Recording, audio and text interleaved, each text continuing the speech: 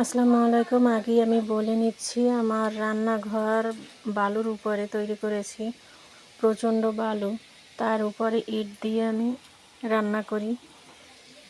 তো কেউ খারাপ কমেন্ট করবেন না।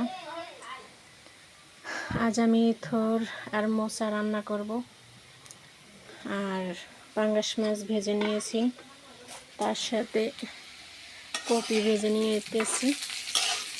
এই দিয়ে আর কি আজকে দুপুরের রান্না হবে, খাওয়া দাওয়া হবে ছেলে মেয়ে নিয়ে।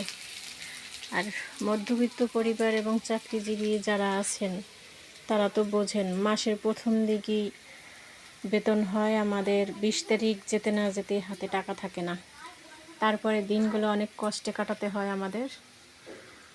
আর মধ্যবিত্ত পরিবার বলতেই তো টানাপোড়া, এটা লেগেই থাকে সব সময়। যারা মধ্যবিত্ত পরিবার আছেন তারা ভালো বুঝবেন।